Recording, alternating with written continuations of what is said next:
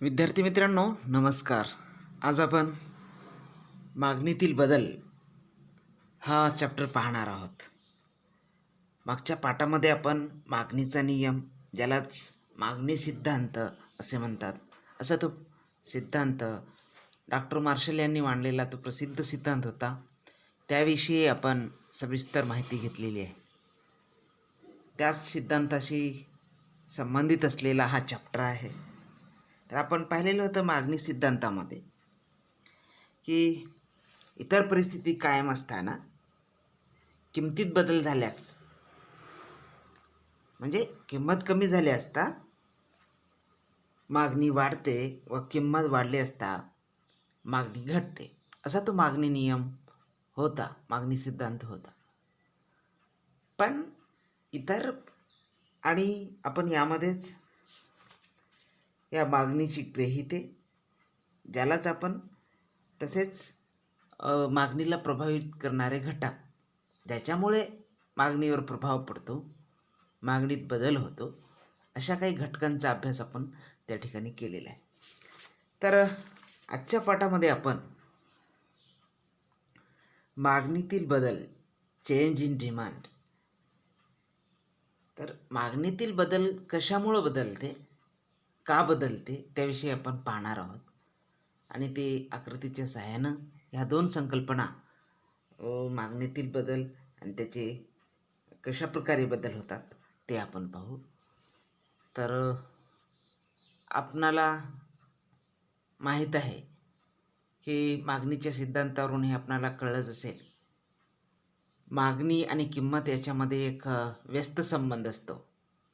म्हणजेच वस्तूची किंमत कमी झाल्यास वस्तूची मागणी वाढते आणि वस्तूची किंमत वाढल्यास वस्तूची मागणी कमी होते, असं आपण त्या मागणी सिद्धांतावरून ते माहीत केलं. पण केवळ किमतीमुळेच मागणी बदलते असं नाही. या सिद्धांतामध्ये जरी त्यांनी एक वाक्य सुरुवातीलाच होतं, तर इतर परिस्थिती कायम असताना, म्हणजे इतर परिस्थिती जर कायम राहिली, इतर परिस्थितीत कोणताही बदल झाला नाही, तर किमतीतील झालेल्या बदलामुळे, म्हणजे किंमत वाढली तर मागणी घटते, किंमत कमी झाली तर मागणी वाढते, तो त्या मागणी सिद्धांतात आपणाला कळालेलं होतं. पण असं नाही की केवळ किमतीमुळेच मागणी बदलते. मागणीवर प्रभाव करणारे वेगवेगळे घटक असतात, आपण ते पाहिलेलं आहे. मागणी ठरवणारे वेगवेगळे घटक असतात, आपण ते पाहिलेले आहे. ज्याचा म्हणजे ते जर बदलले तर मागणीमध्ये बदलते. म्हणजे किमतीशिवाय इतर घटक, ज्याला इतर परिस्थितीमध्ये म्हणतो, ती इतर परिस्थिती बदलल्यास मागणीवर काय परिणाम होतो, मागणी कोणकोणत्या घटकांमध्ये मुळे बदलते, त्याचा या पाठामध्ये आपण अभ्यास करू. म्हणजे इतर परिस्थितीमध्ये लोकसंख्या असेल, उत्पन्न असेल, वस्तूच्या पर्यायी वस्तूंच्या किमती असतील, फॅशन असतील, रूढी परंपरा असतील, चालीरीती असतील, तर या अनेक कारणामुळे, म्हणजे जी की इतर परिस्थिती आपण त्याला म्हणलेलं आहे, त्याच्यामध्ये जर बदल झाला तर मागणीमध्ये बदल होते. तर त्याचाच आढावा आपण या चॅप्टरमध्ये घेऊया. प्रामुख्याने ह्या मागणी बदलाचे एकंदरीत 4 प्रकार आपण या ठिकाणी पाहणार आहोत. तसे ते मुख्य 2च आहेत. 2 घटकामुळे मागणी बदलते. तर ते तुम्हाला या ठिकाणी एका डायग्रामच्या सहाय्याने इथं पाहता येईल. पहा की हे मागणीतील बदल म्हणलेला आहे, त्याच्यावर मागणीतील बदल. आता मागणीतील बदल एक माहीत आहे, किमतीतील बदलामुळे झालेला मागणीतील बदल, म्हणजे किंमत बदलल्यामुळे मागणीत बदल काय होतो, तो एक प्रकार, त्याला आपण म्हणू किमतीतील बदल. तर किमतीतील बदल झाल्यास मागणीवर जो काही परिणाम होतो तो या संदर्भाने आपण अभ्यास करू. तर दुसरीकडे पहा, आपण त्या व्याख्येमध्येच पाहिलेलं होतं की मागणी ही किमतीशिवायही बदलू शकते नव्हे, तर इतर परिस्थिती देखील ज्या प्रमाणात किंमत हे मागणीवर प्रभाव टाकणारे एक प्रमुख घटक आहे, किमतीतील बदलामुळे मागणीतील बदल होतो, अगदी त्याच प्रमाणात इतर परिस्थितीमध्ये बदल झाल्यास मागणीत निश्चित बदल होते. तर आपण म्हणजे हे दोन मुख्य प्रकार आहेत, मुख्य दोन घटक आहेत. म्हणजे एक तर किमतीतील बदलामुळे झालेले मागणीतील बदल आणि दुसरं आहे इतर परिस्थितीत बदलामुळे झालेले मागणीतील बदल. तर या दोन बाजूने आपण हा पाठ या ठिकाणी पाहणार आहोत. तर पुढे तर हे जे काही मी तुम्हाला 4 प्रकार पडतात असं म्हणलेलं आहे, ते 4 प्रकार पुढील याला दोन, की याच्यामध्ये किमतीतील बदलामुळे जे काही जेव्हा 2 प्रकार पडतात त्याच्यामध्ये याला मागणीचा विस्तार म्हणतात. म्हणजे किमतीतील बदलामुळे मागणीचे 2 प्रकार पडतात मागणीतील बदलाचे, आणि दुसरं आहे मागणीचा संकोच. तर या ठिकाणी इतर परिस्थितीत बदल झाल्यास मागणीमध्ये जेव्हा काही वाढ किंवा घट होते तर त्यानुसार त्याचे 2 प्रकार आहेत. त्याला आपण मागणीतील वाढ आणि मागणीतील घट असे म्हणतो. तर पहा या ठिकाणी मागणीतील घट म्हणजे अशा रीतीने जवळपास एकूण 4 प्रकार आहेत ज्याच्यामुळे मागणीतील हे बदल होतात. हे मागणी बदलाचे एकंदरीत हे 4 प्रकार या ठिकाणी झालेले आहेत. तर या सहाय्याने मी सर्व एकदा डिलीट करतो जेणेकरून हे डायग्राम तुम्हाला समजलं पाहिजे. तर असो, तर यापैकी एक एक करून आपण या बदल आपण समजून घेण्याचा या ठिकाणी प्रयत्न करू. तर चला, सर्वप्रथम आपण किमतीतील बदल याच्यामुळे मागणीमध्ये जी काही वाढ होते, बदल होतो, म्हणजे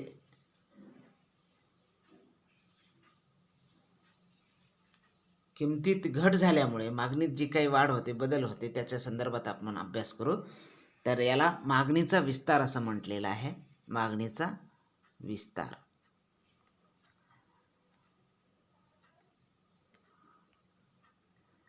तर हा मागणीचा विस्तार याला इंग्लिशमध्ये एक्सटेन्शन इन डिमांड असे म्हणतात. तर हे काय आहे हे या ठिकाणी समजून घेऊ. पहा, सर्वप्रथम या ओळींकडे तुम्ही लक्ष द्या. तुम्हाला स्क्रीनवरती या ठिकाणी मी दाखवू शकतो की मागणीतील विस्तार कशाला म्हणायचं. तर पहा, इतर परिस्थिती स्थिर असताना किमतीत बदल झाल्यामुळे म्हणजे किमतीत घट झाल्यामुळे मागणीत जेव्हा वाढ होते त्याला मागणीचा विस्तार असे म्हणतात. पहा, या ठिकाणी अगदी स्पष्ट दिलेलं आहे की इतर परिस्थिती या ठिकाणी स्थिर आहे. पहा, आपण म्हणजे हे मागणीतील बदलाचे जे काही 2 प्रकार आहेत, 2 प्रमुख कारणामुळे मागणीत बदल होतो. एक तर किमतीतील बदलामुळे आणि इतर परिस्थितीतील बदलामुळे. आपण या ठिकाणी फक्त किमतीतील बदलामुळे मागणीतील जे काही बदल होतात त्या संदर्भात विचार करतो. याच्यामध्ये पहिला प्रकार आहे त्यानुसार मागणीचा विस्तार. आता मागणीचा विस्तार कशाला म्हणू, तर इतर परिस्थिती स्थिर असताना, इतर परिस्थितीमध्ये काही बदल नाही, काही चेंज नाही, नो चेंज ॲट ऑल. पण किमतीतील बदल झाल्यामुळे, आता या ठिकाणी नुसता बदल नाही तर किमतीतील बदल झाल्यामुळे म्हणजे किमतीमध्ये घट झाल्यामुळे, म्हणजे वस्तूची किंमत कमी झाली. म्हणजे इतर परिस्थिती कायम आहे पण वस्तूची किंमत कमी झाली. वस्तूची किंमत फक्त कमी झाल्यामुळे, किमतीत घट झाल्यामुळे जेव्हा मागणीमध्ये वाढ होते, पहा, जेव्हा मागणीत वाढ होते, वस्तूची किंमत कमी झाल्यामुळे जेव्हा मागणीमध्ये वाढ होते तर त्याला आपण काय म्हणू, मागणीचा विस्तार असेल. मागणीचा विस्तार. तर ह्या ठिकाणी हे लक्षात घेतलं पाहिजे. म्हणजे मागणीचा विस्तार कशाला म्हणतात, जेव्हा वस्तूची किंमत कमी झाली, वस्तूची किमतीत बदल, म्हणजे किंमत कमी झाल्यामुळे जेव्हा मागणी वाढते आणि त्याला आपण या मागणीच्या बदलामध्ये मागणीचा विस्तार असे म्हणतो. ह्याला काय म्हणतो, मागणीचा विस्तार, एक्सटेन्शन इन डिमांड. तर हे कसं होते हे आपण आकृतीच्या सहाय्याने या ठिकाणी पाहू शकतो. पहा, आता मागणीतील बदलाचे दोन प्रमुख जे कारक आहेत, घटक आहेत, आपण ते म्हणजे किंमत आणि इतर परिस्थिती, या दोन गोष्टीमुळे मागणीमध्ये बदल होतो. तर पहा, आपण किंमत बदलल्यामुळे मागणीमध्ये जी वाढ होते, किंमत कमी झाल्यामुळे मागणीमध्ये जेव्हा वाढ होते त्याला आपण मागणीचा विस्तार म्हणतो. तर हे आता आपण या ठिकाणी आकृतीच्या सहाय्याने समजून घेऊ. पहा, या ठिकाणी हे OX आणि हा OY हे रेषा आहेत. OY रेषा आणि OX हे अक्ष म्हणतो याला आपण. तर पहा, OX या अक्षावर या ठिकाणी मात्रा दिलेली आहे, वस्तूंची मात्रा दिलेली आहे, मात्रा. आणि या ठिकाणी दिलेली आहे किंमत.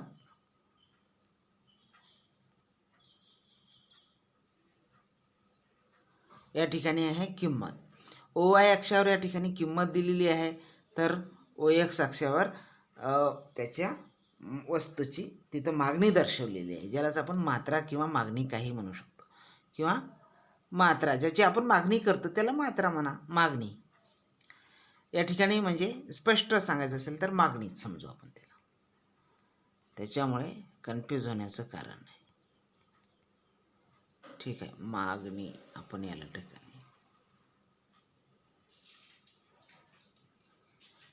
ही मागणी आणि ही किंमत.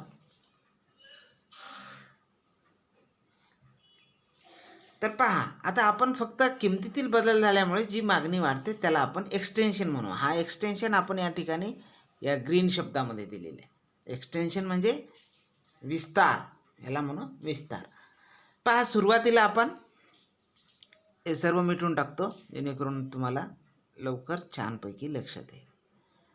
तर पहा, या ठिकाणी सपोज PE ही मूळ किंमत आहे. ही किंमत असताना, PE ही मूळ किंमत असताना, तेव्हा वस्तूला असणारी मागणी OQE एवढी आहे. पहा, OQE एवढी आहे. तर म्हणजे OP ही किंमत असताना OPE, तर या ठिकाणी एवढी मागणी झालेली आहे. O आणि QE एवढी मागणी राहिलेली आहे. पण आपण या ठिकाणी पाहिलेला हा मागणी वक्र आहे. हा मागणी वक्र या ठिकाणी DD म्हणून मी सांगू शकतो. DD, demand. DD हा या ठिकाणी मागणी वक्र आहे. तर जेव्हा OPE हे किंमत असताना, याला आपण जी मूळ किंमत म्हणलं, तेव्हा मागणी आपली आहे OQE. पण जेव्हा जेव्हा किंमत कमी होते, जेव्हा वस्तूची किंमत जेव्हा कमी होते, तर तेव्हा मागणीत काय बदल होतो, तर हे पहा या ठिकाणी याच आकृतीमध्ये दर्शवलेलं आहे. तर पहा, आता किंमत OP2 झालेली आहे. आता किंमत या ठिकाणी OP2 झालेली आहे, म्हणजे एवढं किमतीमध्ये घट झालेला आहे. PE आणि P2 एवढं किमतीमध्ये घट झालेली आहे. आता किंमत कमी झाल्यामुळे साहजिकच मागणी नियमाप्रमाणे, मागणीच्या सिद्धांताप्रमाणे याचा प्रभाव होतोच, की किमतीत कमी झाली असता मागणीमध्ये वाढ होतेच. तर हेच आपल्याला या ठिकाणी दिसून येते. पहा, तर या ठिकाणी म्हणजे OQ2 एवढी या ठिकाणी मागणी वाढ झालेली आहे. म्हणजे QE ते Q2, तर एवढ्या प्रमाणात या ठिकाणी मागणी वाढल्याचं दिसते. तर म्हणजे किंमत कमी झाल्यामुळे मागणीमध्ये हा बदल झालेला आपल्याला दिसून येतो. म्हणजे किंमत कमी झाली त्याच्यामुळे हा मागणीत वाढ झालेला आहे. यालाच आपण विस्तार असे म्हणलेलं आहे, मागणीचा विस्तार. यालाच आपण मागणीचा विस्तार म्हणलेला आहे.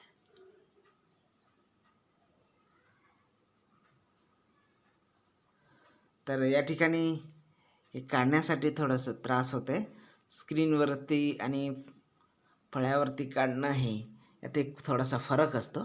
त्याच्यामुळे या ठिकाणी मला इच्छा असून देखील या ठिकाणी लिहिता येत नाही. तर आपल्याला फक्त या ठिकाणी मागणीचा विस्तार म्हणजे काय ते लक्षात घ्यायचं आहे. विस्तार आणि संकोच या संदर्भात आपण पाहू. तर आपण विस्तार या दृष्टीने लक्षात घेत असताना तर हे वस्तूची किंमत कमी झाल्यामुळे जेव्हा मागणी PE पासून P2 होते तेव्हा मागणीमध्ये बदल होतो. जेव्हा ह्या किमतीमध्ये जेव्हा बदल होतो त्याचा परिणाम म्हणून मागणीमध्ये देखील बदल होतो. तर मागणी QE ते Q2 एवढी या ठिकाणी वाढल्याचं आपल्याला दिसते. याला आपण क्वांटिटी म्हणले, ज्याला मात्रा म्हणले, ज्याला मागणी म्हटलेलं आहे. तर हे काही बदल किमतीत घट झाल्यामुळे जी मागणीत बदल होतो त्यालाच आपण मागणीचा विस्तार म्हटलेला आहे. म्हणजे या ठिकाणी हा विस्तार झालेला आहे. म्हणजे इथं आपण दुसरे बिंदू घेऊ शकतो, K आणि K2 असंही म्हणू शकतो. तर हा जो काही इथून इथपर्यंत आलेला आहे त्यालाच आपण एक्सटेन्शन इन डिमांड म्हटलेलं आहे. एक्सटेन्शन इन डिमांड म्हटलेलं आहे, म्हणजे मागणीचा विस्तार असे म्हटलेलं आहे. आता किंमत कमी झाल्यामुळे मागणी जेव्हा K पासून K2 पर्यंत जाते, वाढ होते, QE पासून Q2 पर्यंत वाढते, त्यालाच आपण मागणीचा विस्तार असं म्हटलेलं आहे. तर हेच आपण या आकृतीच्या सहाय्यानं दाखवले. ही अतिशय छोटीशी आणि सोपी संकल्पना आहे. तर यानंतर आपण पाहूया त्याच्या विरुद्ध संकल्पना, म्हणजे त्याच आकृतीच्या सहाय्याने आपल्याला हे दाखवता येते. तर आपण या ठिकाणी याला आपण मागणीचा संकोच असं म्हटलेलं आहे. आता मागणीचा संकोच म्हणजे काय? संकोच तर याला इंग्लिशमध्ये कॉन्ट्रॅक्शन इन डिमांड असे म्हणतात. तर कॉन्ट्रॅक्शन इन डिमांड म्हणजे काय? कशाला कॉन्ट्रॅक्शन इन डिमांड म्हणावं? पहा, या ठिकाणी त्याची एक व्याख्या या ठिकाणी केलेली आहे. या ठिकाणी म्हणलेलं आहे, इतर परिस्थिती स्थिर असताना वस्तूची किंमत वाढली असता, पहा आता हे लक्षात घ्या, वस्तूची किंमत वाढली असता त्या वस्तूकरिता असणाऱ्या मागणीत घट होते. पहा, परत तो मागणी सिद्धांत, त्या अनुषंगिक ते विधान आणि त्याचा हा परिणाम, हे दोन्ही या ठिकाणी लक्षात घेतले. किंमत बदल झाले असता आपण मागणीतील होणारे बदल याविषयी आपण अभ्यास करतो आहोत. तर ज्यामुळे किंमत कमी झालेली आहे आणि त्याचा परिणाम म्हणून जर मागणी वाढली असेल त्याला आपण विस्तार म्हणतो. हे मगाशी आपण पाहिलेलं होतं. तर आता आपण पाहूया त्या विरुद्ध करते. जेव्हा किंमत कमी झाली असता मागणी वाढते, ठीक आहे, पण किंमत वाढली असता मागणीत जे घटक होते मग त्याला काय म्हणायचं? त्याला म्हणायचं मागणीचा संकोच. त्याला काय म्हणायचं? मागणीचा संकोच, कॉन्ट्रॅक्शन इन डिमांड त्याला म्हणायचं. म्हणजे इतर परिस्थिती स्थिर असताना वस्तूची किंमत वाढली असता त्या वस्तूकरिता असणाऱ्या मागणीत घट होते, त्या घटीला मागणीचा संकोच असे म्हणतात. त्याला मागणीचा संकोच असे म्हणतात. हे आपण या ठिकाणी समजून घेतलं पाहिजे. तर मागणीचा संकोच आपण मगाशी पाहिल्याप्रमाणे त्याच मागणी वक्रावर दाखवता येतो. तीच आकृती आणि त्याच्यामध्येच त्या ठिकाणी मागणीचा संकोच दाखवता येतो. तर चला आपण त्या आकृतीवर पाहूया. स्क्रीनवरती परत तुम्हाला नवीन स्लाईडवरती घेऊन जातो. तर या ठिकाणी हा मागणी वक्र दर्शवलेला आहे. तर याच्यामध्ये आपण आता मागणीचा संकोच हा पाहणार. आता मागणीचा विस्तार म्हणजे काय हे आपण मगाशी ह्या ग्रीन अक्षरात लिहिलेले आहे एक्सटेन्शन, ज्याला आपण विस्तार असे म्हणतो, ते आपण समजलेलं होतं. म्हणजे K2 किंवा QE Q2 हा जो मागणीमध्ये बदल होतो त्यालाच आपण मागणीचा विस्तार असं म्हटलेलं आहे. म्हणजे इथून इकडे येणं त्यालाच आपण मागणीचा विस्तार असं म्हटलेलं आहे. तर त्याच्यामुळे हा बाण या ठिकाणी इथं दर्शवलेला आहे, असं त्याला मागणीचा विस्तार म्हटलेला आहे. तर असू द्या. तर आता आपण फक्त या ठिकाणी कॉन्ट्रॅक्शन म्हणजे मागणीचा संकोच म्हणजे काय हे पाहणार आहोत, ज्याला आपण मागणीचा संकोच असे म्हणतो. म्हणजे आपण आत्ताच याची व्याख्या सांगितल्याप्रमाणे आपण असं म्हणालो होतो की वस्तूची किंमत वाढली असता वस्तूची किंमत वाढल्यामुळे मागणीमध्ये जर घट होत असेल, मागणी कमी होत असेल, तर त्याला आपण मागणीचं संकोच असं म्हणावं. हे आपण मगाशी त्या एका व्याख्येवरून पाहिलेलं होतं. तेच आता आपण आकृतीच्या सहाय्यानं स्पष्ट करणार आहोत. मागणीचा संकोच म्हणजे किमतीमध्ये जेव्हा वाढ होते तेव्हा वस्तूला असणारी मागणी कमी होते, त्याला आपण मागणीचा संकोच असं म्हणू. तर ही एक वेगळी संकल्पना आहे, हे तुम्ही समजावून घेतलं पाहिजे. तर या ठिकाणी पहा, आपण मगाशी पाहिल्याप्रमाणे यालाच आपण असं म्हणू की हे ई हा या ठिकाणी सेंटर बिंदू आहे. तर पी ई ही ओरिजिनल किंमत समजूया. पी ई ही ओरिजिनल किंमत आहे. आता तेच ओ वाय एक्स, ओ एक्स या अक्षावर मागणी दर्शवलेली आहे आणि ओ वाय या अक्षावर किंमत दर्शवल्याचं आपल्याला या ठिकाणी दिसून येते. तर पहा, जेव्हा किंमत हे पी ई एवढी आहे, म्हणजे आपण मगाशी पाहिलेलं होतं की विस्तार पाहताना किंमत कमी झाली, त्याच्यामुळे मागणी हे क्यू ई ते क्यू टू वाढली, त्याला आपण मागणीचा विस्तार म्हणलेला आहे. आता पहा, परत किंमत आपण मूळ याच्यावर जाऊ, पी ईच एवढं झालेलं आहे. मग त्याच्यामुळे आता आपण कुठून बी सुरू करू शकतो. सपोज आपण पी टूला किंमत कमी झाल्यामुळे आता किंमत वाढलेली आहे, म्हणजे आपण यासाठी एक ओरिजिनल किंमत, मूळ किंमत घेऊ, मध्यंतरी संतुलन साधणारी. तर आपण त्याला पी ई समजू. सपोज पी ई एवढी किंमत आहे, तेव्हा विक्रेता म्हणजे ग्राहक त्याच्या ओकी एवढ्या मागणी करतात. म्हणजे पी ई किंमत असताना ओ क्यू ई एवढं त्याची मागणी आहे. पण अचानकपणे किमतीमध्ये जर वाढ झाली, किंमत वाढ झाली, म्हणजे पी वन एवढं झाली. किंमत या ठिकाणी पी वन झालेली आहे, म्हणजे किमतीत बदल झाला, किंमत वाढ झाली. आता किमतीत वाढ झाल्यामुळे मागणीत परिणाम काय होतो? साहजिकच मागणी नियमानुसार किमती जेव्हा वाढतात तेव्हा मागणी घटते, हे आपण ते पाहिलेले आहे. तर तो सिद्धांत या ठिकाणी आता परत लागू होतो. तर पी ई या किमतीवरून जेव्हा हे पी वन जेव्हा किंमत वाढ होते, पी वन जेव्हा किंमत वाढ होते, तेव्हा पहा मागणीमध्ये काय बदल होतो. आता आपण इकडून इकडं मागणी वाढल्याचं आपण इथं पाहिलेलं होतं. तर आता या ठिकाणी तर मागणीमध्ये तेव्हा आपणाला ही मागणी होती, या ठिकाणची क्यू ई एवढी मागणी होती. तर आता पहा, किंमत वाढल्यामुळे मागणीमध्ये बदल झालेला आहे. तर काय बदल झालेला आहे?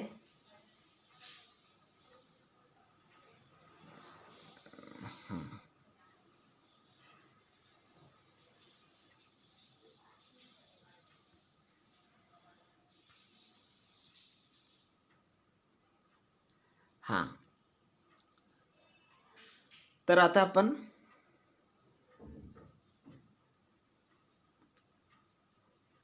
म्हणजे पी ई किंमत असताना ओ क्यू ई एवढी मागणी असते, हे आपण या ठिकाणी पाहिलेलं होतं. पण आता किमतीमध्ये वाढ झाली, पी वन एवढी किंमत झाली, तर आता मागणीमध्ये काय बदल होतो ते आपण पाहू.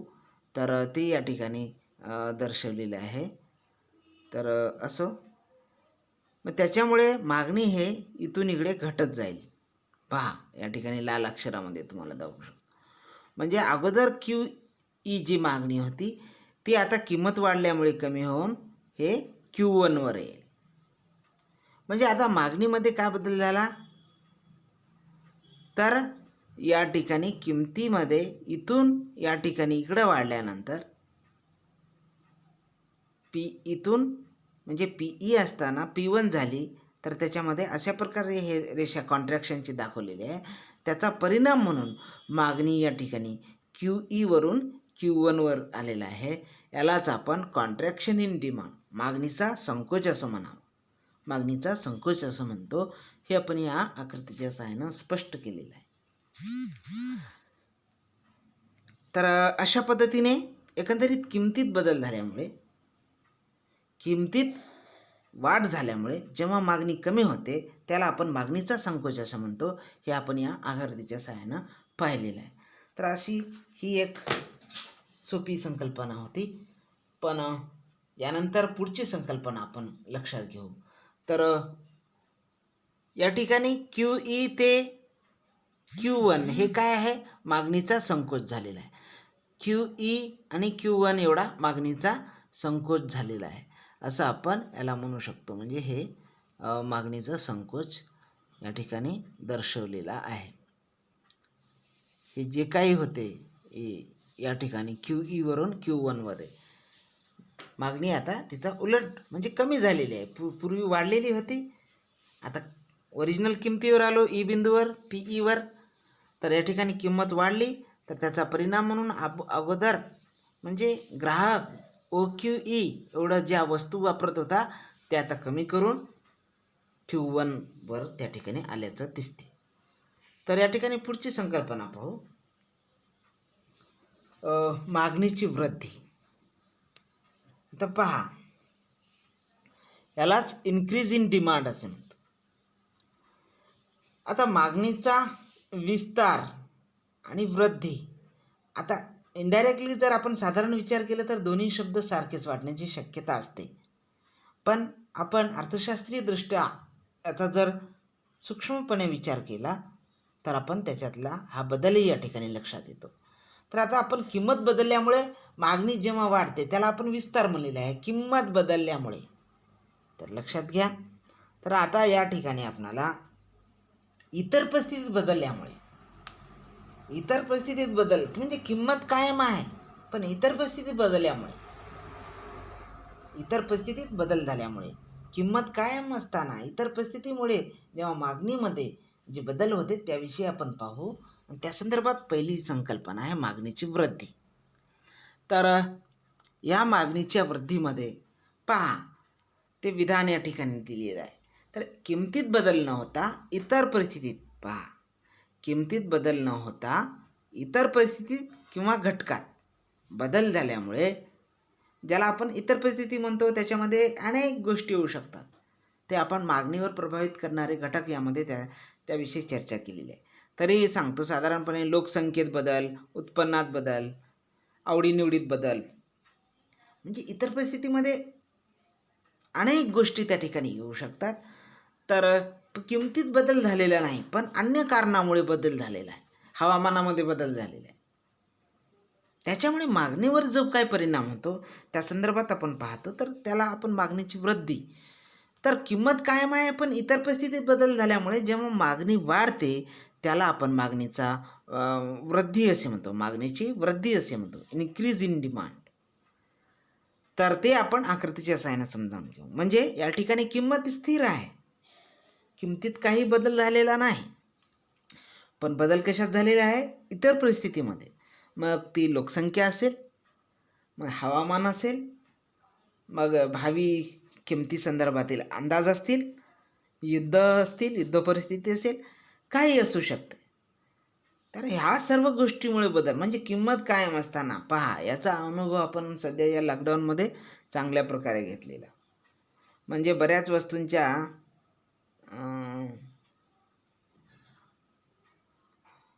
लॉकडाऊनमध्ये थोडासा विपरीत संबंध त्या ठिकाणी आलेला आहे, पण लॉकडाऊनचं उदाहरण बरोबर नाही. तर अशा वेळेस होऊ शकते की इतर परिस्थितीमध्ये किंमत झाल्यामुळे, बदल झाल्यामुळे वस्तूची किंमत असताना, कायम असताना मागणीमध्ये बदल होत असतात. तर या संदर्भात मागणीची वृद्धी हे पाहत आहोत. तर ती इतर परिस्थिती बदल झाल्यामुळे मागणीमधील जी काही वाढ होते त्याला मागणीची वृद्धी म्हणतो. ते आपण या ठिकाणी आकृतीच्या सहाय्याने पाहू.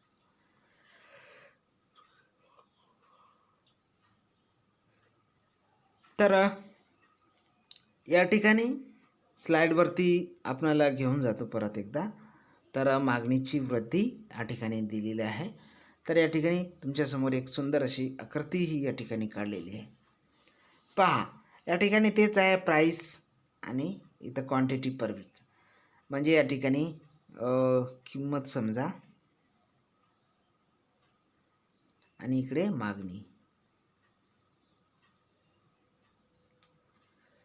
तर किंमत आणि मागणी हे एक मिनटं, ओ वाय आणि एक्स. तर ओ एक्स अक्षावर या ठिकाणी मागणी दिलेली आहे आणि ओ वाय अक्षावर किंमत दिलेली आहे. आता पहा, आता त्या मागच्या आकृतीत आणि या आकृतीमध्ये काय फरक आहे हे तुमच्या लक्षात येत असेल. तर या ठिकाणी किंमत हे 60च रुपये आहे. किंमत हे 60च रुपये आहे, पण इतर परिस्थितीत बदल झालेला आहे. त्याच्यामुळे जी काही मागणी वाढते त्याला आपण मागणीची वृद्धी असे म्हणतो. हे आकृतीच्या सहाय्याने दिलेले आहे. इथं अतिशय सगळ्याच पद्धतीने या ठिकाणी आकृतीमध्येच स्पष्ट केलेलं आहे. तर पहा, किंमत हे कायम आहे. किंमत कायम असताना लोकसंख्येमध्ये अचानक वाढ झाली असेल किंवा इतर परिस्थितीत बदल झाले असतात, मग त्याच्यामुळे मागणी वाढलेली आहे, तर त्याला काय म्हणायचं? मागणीची वृद्धी. तर या संदर्भात मागच्या वेळेस आपण पाहिलेलं होतं की मागणीचा विस्तार आणि मागणीचा संकोच याच्यामध्ये मागणी वक्र हा सेम होता. असा हा ऋणात्मक आकाराचा, डावीकडून उजवीकडे खाली येणारा ऋणात्मक आकाराचा हा मागणी वक्र होता आणि त्याच्यावरच आपण मागणीचं संकोच आणि मागणीचा विस्तार दाखवलेला होता. पण या ठिकाणी आता हे दोन मागणी वक्र दाखवलेले आहेत. तर हेच त्याचं वेगळंपण आहे या दोन संकल्पनांचं. मग मागणीची वृद्धी केव्हा म्हणतो? तर जेव्हा म्हणजे इतर परिस्थिती बदल झाल्यामुळे किंमत कायम आहे. किंमत या ठिकाणी दर्शवलेली आहे की सपोज 60 रुपये किलो, 60 रुपये किंमत आहे. तर या ठिकाणी सपोज आपण वह्यांचं इथं उदाहरण घेऊया. 60 रुपये किंमत आहे एका वहीची किंवा एका बुकची किंमत. 60 रुपये किंमत आहे. तर 60 रुपये किंमत असताना तेव्हा 500 बुकची मागणी आहे. या ठिकाणी 500 बुकची मागणी आहे.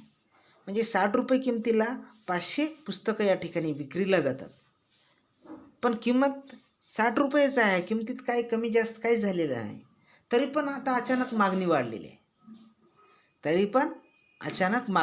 आहे. म्हणजे लोकांचं उत्पन्न वाढले असेल किंवा काही वाढलं असेल किंवा लोकसंख्या वाढली असेल, तर त्याच्यामुळे मागणीमध्ये वाढ झालेला आहे. म्हणजे किंमत कायम आहे. म्हणजे पूर्वी 500 पुस्तकाला असणारी ती मागणी होती. आता ही किंमत कायम आहे, पण मागणीत अचानकपणे वाढ झालेली आहे. तर याला आपण मागणीची वृद्धी असे म्हणतो. तर ते ठिकाणी मागणी वक्र सुरुवातीला हा डी दर्शवलेला आहे. नंतरचा हा D1 म्हणजे पहिला मागणी वक्र डी आहे. तर या ठिकाणी ए या ठिकाणी म्हणजे ग्राहक संतुलित होतो. संतुलित म्हणजे 60 रुपये किंमत आहे, तर मग 500 त्या ठिकाणी वस्तूंना मागणी करतो आहे. पण अचानकपणे किंमत 60च रुपये आहे, तरी पण मागणीत वाढ झालेली आहे. म्हणजे लोकसंख्या वाढली असेल, कस्टमर वाढले तर मागणी वाढते, हे आपण पाहतो. त्याचा अर्थ असा नाही की फक्त किमतीतीलच बदल व्हावा. लोक जरी वाढले, किंमत जरी कायम राहिली, तरीही मागणी वाढू शकते. तर हेच आपण या आकृतीच्या साहाय्याने पाहणार आहोत. तर त्या ठिकाणी ए बिंदूवरती या ठिकाणी ए बिंदू दिलेला आहे.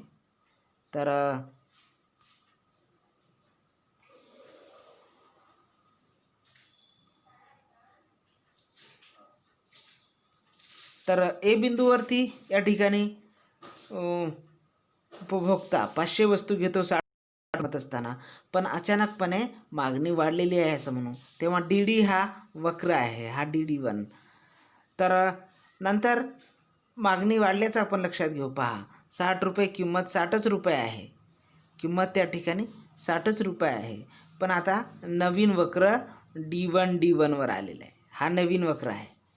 डी आणि D1 हा या ठिकाणी नवीन वक्र आहे. तर या ठिकाणी पहा, बी बिंदूच्या ठिकाणी उपभोक्ता संतुलित झाल्याचं आपल्याला दिसते. म्हणजे काय? तर बी बिंदूच्या ठिकाणी म्हणजे किंमत 60 रुपये असताना आता या ठिकाणी 700 वस्तूंना किंवा बुकांना, पुस्तकांना आता मागणी केलेली आहे.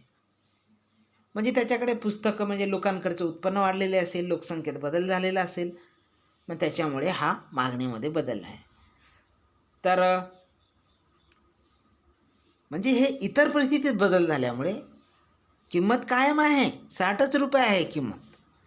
पण इतर परिस्थितीत बदल झाल्यामुळे जेव्हा मागणी वाढते त्याला आपण मागणीचा वृद्धी म्हणतो. हे आपण या आकृतीच्या सहाय्यानं या ठिकाणी पाहतो आहे. तर असा हा त्या मागणीची वृद्धी ही संकल्पना आहे. तर याच्यामध्ये मागच्या आकृतीमध्ये आणि ह्या आकृतीमध्ये एक वेगळं पण आलं असेल. पहा, मागची आकृती आहे ज्याच्यामध्ये आपण विस्तार आणि संकोच या ठिकाणी पाहिलेला आहे. तर या ठिकाणी हा जो डी आहे वक्र, हा जो डी वक्र आहे तो एकच वक्र आहे. परिस्थिती दर्शवण्यात आलेली आहे म्हणजे एक्सटेन्शन आणि कॉन्ट्रॅक्शन. पण आता या ठिकाणी आपण मागणीची वृद्धी पाहतो आणि मागणीच्या वृद्धीमध्ये या ठिकाणी 2 मागणी वक्र आहेत. म्हणजे अगोदर आहे हे डी वक्र आणि दुसरं आहे D1 वक्र. म्हणजे पहिल्या वेळेस हा पहिला मागणी वक्र आहे डी, त्याच्यात मागणीत वाढ झाली, तर दुसरा मागणी वक्र आलेला आहे नवीन बी बिंदूवर या ठिकाणी संतुलित झालेला आहे. तर हा D1 हा मागणी वक्र या ठिकाणी नवीन आलेला आहे. तर किंमत 60च रुपये आहे. 60 रुपये किंमत असताना आता मागणी फक्त वाढलेली आहे. म्हणजे किंमत 60च रुपये आहे, तर मागणी 500वरून या ठिकाणी 600 झालेली आहे. म्हणून हा जो काही मागणीतील बदल आहे, पहा, हा जो काही मागणीतील बदल आहे तर यालाच आपण काय म्हणू, मागणीतील वाढ असे म्हणू, मागणीची वृद्धी म्हणू.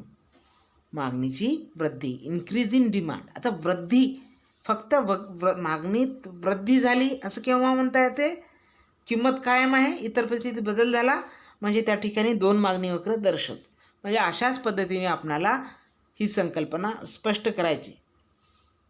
विस्तार म्हटलं तर ते एकच मागणी वक्र आणि फक्त किमतीत कमी झाल्यामुळे मागणी वाढते आणि ते एकाच मागणी वक्रावर त्या दोन्ही परिस्थिती घडून येतात. हे आपण त्या ठिकाणी पाहिलेलं होतं. पण मागणीच्या वृद्धीमध्ये या उलट आहे. मागणीच्या वृद्धीमध्ये इतर परिस्थितीत बदल झाल्यामुळे जेव्हा मागणी वाढते त्याला आपण मागणीची वृद्धी असे म्हणतो. पण हे वृद्धी दाखवत असताना आपण वेगवेगळ्या 2 मागणी वक्राच्या सहाय्याने दाखवतो. हे या ठिकाणी आपण पाहतो आहे. तर सुरुवातीला डी वक्र आहे, नंतरच्या काळात हा D1 वक्र आहे. तर अशा रीतीने ही संकल्पना आपण या ठिकाणी स्पष्ट केली. यानंतर दुसरी संकल्पना याच्याशी संबंधित असलेली ती म्हणजे मागणीचा ऱ्हास. तर मागणीचा ऱ्हास या ठिकाणी आपण पाहू. त्यालाच आपण इंग्रजीमध्ये डिक्रीज इन डिमांड. तर या ठिकाणी ऱ्हास म्हणजे घट होणेच असा त्याचा अर्थ आहे. पण संकल्पना हे विशिष्ट शब्द हे विशिष्ट संकल्पना व्यक्त करतात.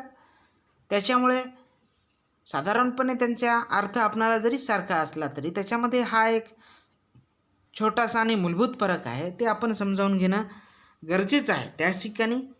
त्यासाठी या संकल्पना आपणासमोर दिलेल्या आहेत, आपण त्याचा अभ्यास करतो.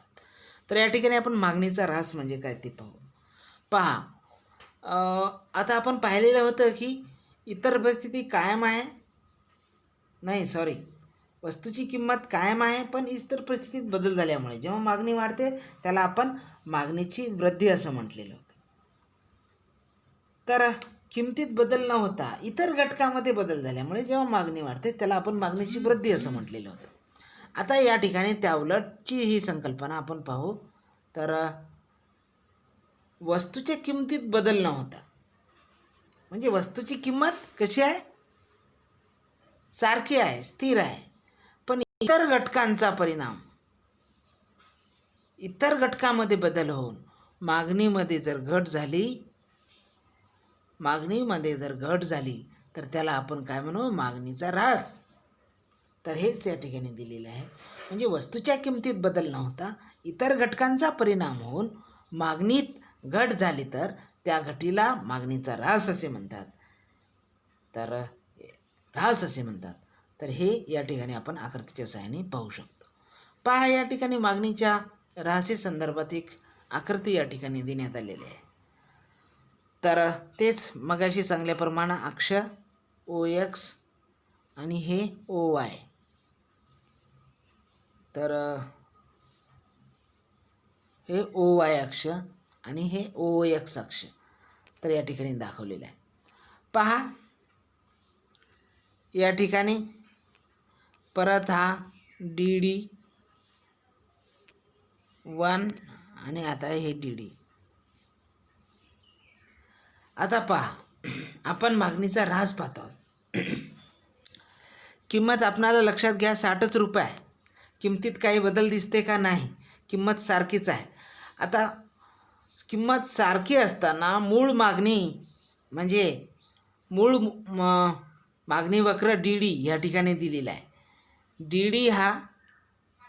DD हा जो आहे मूळ मागणी वक्र आहे.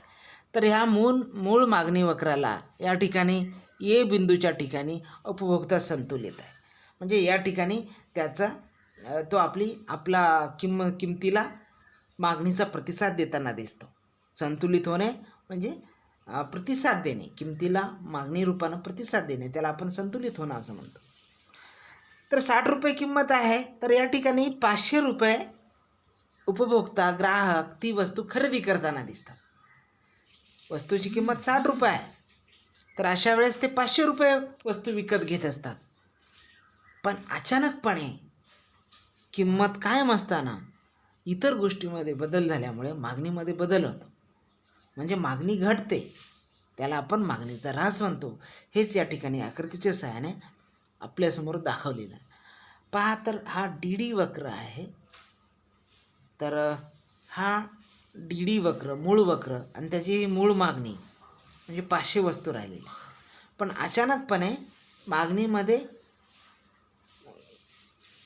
घट होती.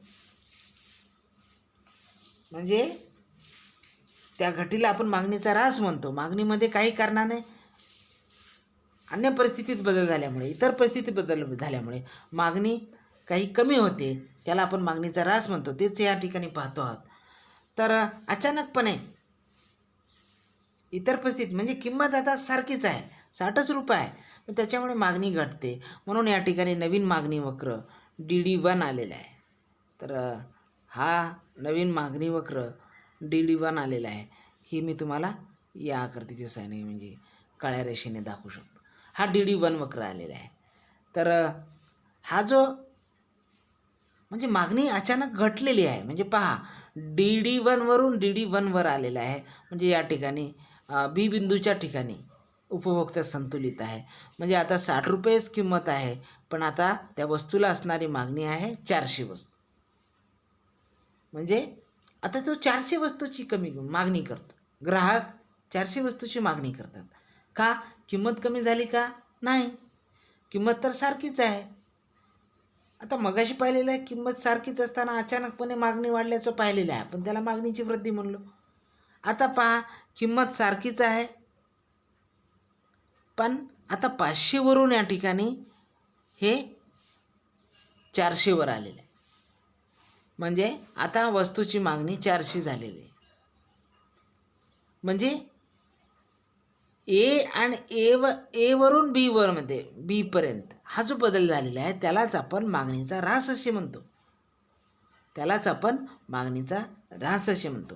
म्हणजे 500 वस्तूच्या ऐवजी आता उपभोक्ता किती म्हणजे 400 वस्तू खरेदी करतो. पण त्यासाठी आपण म्हणजे इतर परिस्थितीत बदल झाल्यामुळे म्हणजे लोकांचं उत्पन्न कमी झालेलं असेल. पहा, आता वस्तूच्या किमती लॉकडाऊनमध्ये याचा आपण सांगू शकतो. आता वस्तूच्या किमती सगळ्याच जवळपास सारख्याच झालेल्या आहेत, पण वस्तूची मागणी घटलेली आहे. का? तर लोकांचं उत्पन्न घटलेलं आहे, रोजगार गेलेले आहे. त्याच्यामुळे लोक वस्तूची किंमत जरी सारखी असली तरी लोक खरेदी करत नाहीत. यालाच आपण मागणीचा ऱ्हास म्हणतो. हेच या आकृतीमध्ये दाखवलेलं आहे. A पासून B पर्यंत याचं हे जाणं सरकणं हेच ते मागणीचा ऱ्हास आहे. हे म्हणजे मूळ मागणी वक्र DD आहे, जो की A बिंदूच्या ठिकाणी संतुलित होतो.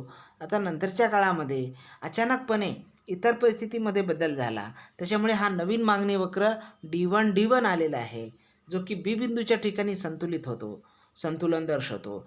या ठिकाणी 60 रुपये किमतीला 400 वस्तूंची मागणी ग्राहक करताना आपल्याला दिसतात.